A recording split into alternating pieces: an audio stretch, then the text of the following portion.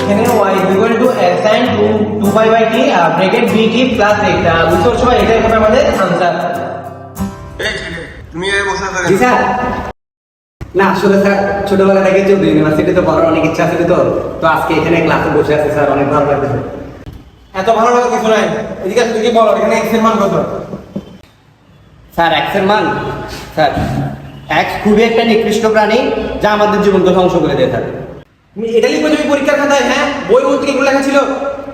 আসলে স্যার আমি একটু সহজ ভাষায় বলতে চাই স্যার, যাতে বুঝতে সহজ হয়। সহজ ভাষায় বলতে হলে তুমি প্রাইভেট ইউনিভার্সিটি যাও। চৌধুরী ইউনিভার্সিটি কেন বলতে আসছো তুমি এখানে?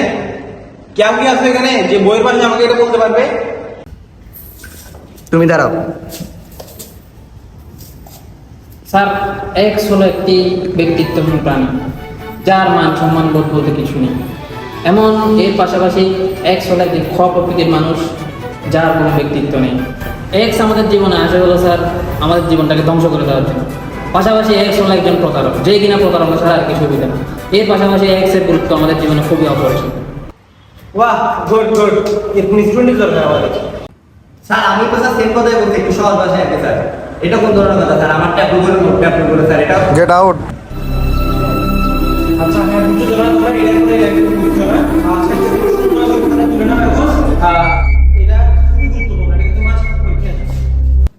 কিরে তোমরা মেরে বললাম স্যার একটা জিনিস ভুলে গেছিলাম। কি?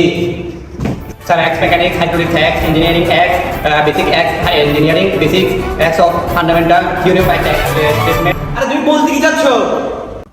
স্যার বই আর কি? এটা কি সহজ ভাষায় বলা যায় না?